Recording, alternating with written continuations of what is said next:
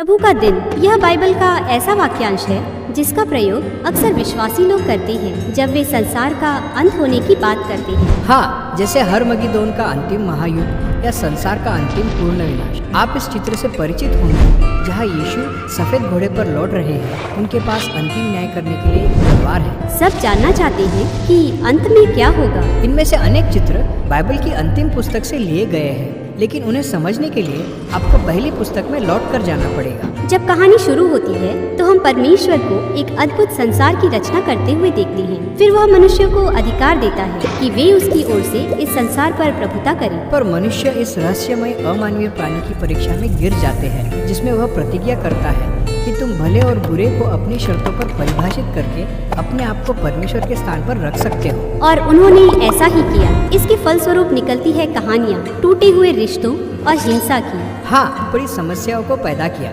अब सबको अपनी रक्षा स्वयं करनी है और जीवित रहने के लिए संघर्ष भी करना है। वे सब मृत्यु को सत्ता प्राप्त करने का हथियार बनाते हैं। और यह हमें बेबीलोन नगर के निर्माण की कहानी तक ले जाता है। या इब्रानी भाषा में बाबेल तक। सब एकजुट हो जाते हैं ताकि अपने परमेश्वर की बराबरी के स्थान तक ऊंचा उठा सके। परमेश्वर जानते हैं कि यह कितना विनाशकारी हो सकता है। एक पूरी संस्कृति भले और बुरे को फिर से ऐसी परिभाषित करेगी मानो वे ही परमेश्वर हो। तो परमेश्वर उनकी भाषा में गड़बड़ी डालकर उन्हें तितर बितर कर देते हैं। अब से बाइबल की कहानी में बेबीलोन एक प्रतीक जैसा बन जाता है। वह ऐसा चित्र है जो परमेश्वर के विरुद्ध मानव जाति के सामूहिक विद्रोह का प्रतिनिधित्व करता है। अगली बार इसे हम प्राचीन मिस्र की कहानी में देखते हैं। हाँ, मिस्र का राजा फिरौन अप्रवासी इजरायलियों से खतरा महसूस कर रहा था। वह सभी नवजात बालकों की हत्या करने लगता है और शेष लोगों को दास बना लेता है। यह तो बड़ी दुष्टता है। हाँ, मिस्र भी बेबीलोन के समान है, बल्कि उससे ज्यादा बड़ा और बुरा।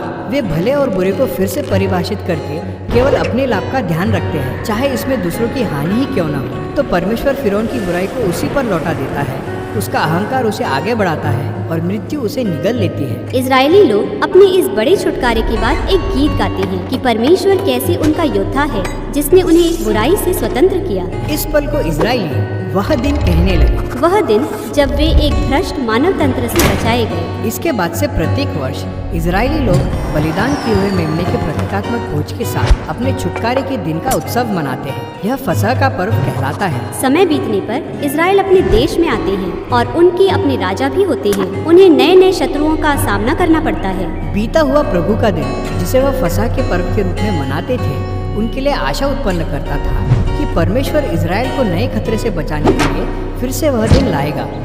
बाहर पहाड़ियों पर आमोस नाम का भेड़ों का एक चरवाहा था। उसे परमेश्वर ने भविष्यवक्ता नियुक्त किया ताकि वह इजराइल को एक चौंका देने वाली खबर सुना सके कि परमेश्वर अपने शत्रुओं के विरुद्ध एक और प्रभु का दिन लाने वाला है।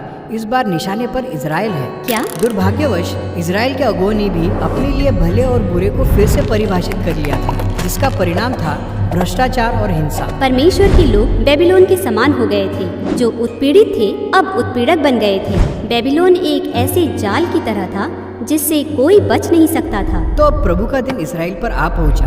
वे पराजित हुए और उन्हें बंदी बनाकर निर्वासन में ले जाया गया। इसके बाद से इजराइल ने निरंतर उत्पीड़ित करने वाले साम्राज्यों के शासन में दुख उठाया। यह वह कहानी है जिसकी पृष्ठभूमि में यीशु का जन्म हुआ। हाँ, उसके समय में इजराइल पर उत्पीड़न करने वाला साम्राज्य रोम का था। तो क्या यीशु रोमी साम्राज्य का मुकाबला करके उसे हटाएंगे? बिल्कुल नहीं। यीशु ने उस रहस्यमयी अमानवीय बुराई को वास्तविक शत्रु के रूप में पहचाना।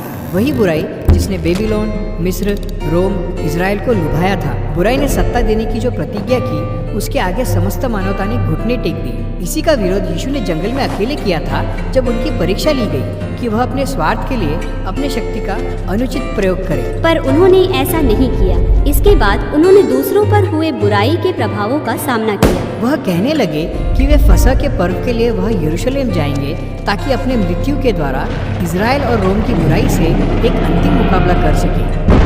मृत्यु के द्वारा? यह तो हारने जैसा लगता है। यीशु ने यह होने दिया कि बुराई उनके विरुद्ध अपनी सारी शक्ति का और अपने सबसे शक्तिशाली हथियार यानी मृत्यु का इस्तेमाल करे। यीशु जानते थे कि परमेश्वर का प्रेम और जीवन उससे कहीं अधिक शक्तिशाली है, और यह कि वह फसह के मेमने के रूप में अपना प्रेम में बलिदान देकर बुराई पर जीत हासिल कर सकते हैं। उस दिन कुछ बदल गया। जब यीशु ने बुराई पर जीत प्राप्त की तो उन्होंने हमारे लिए बेबीलोन से बचने का एक नया मार्ग खोल दिया कि हम इस नए प्रकार की सामर्थ्य मनुष्य बनने के इस नए तरीके को जान सके। अच्छा, तो कुछ बदल गया, पर बुराई का सामर्थ्य आज भी जीवित और क्रियाशील है। हम बेबीलोन के नए नए रूप बनाते रहते हैं। पर बाइबल की अंतिम पुस्तक प्रकाशित वाक्य भविष्य में प्रभु के अंतिम दिन की आने की ओर इशारा करती है, जब परमेश्वर का राज्य महान बेबीलोन का सामना करेंगे, जो संसार के सभी भ्रष्ट राष्ट्रों को चित्रित करता है। हाँ, यही तो है हरमगिदोन का युद्ध, अंतिम न्याय। यीशु बुराई को कैसे समाप्त करेंगे? यह वैसे नहीं होगा जैसे आपकी आशा है। प्रकाशित वाक्य में जयवंत यीशु को बलिदान किए हुए लहूलुहान मेमने के रूप में दर्शाया गया है।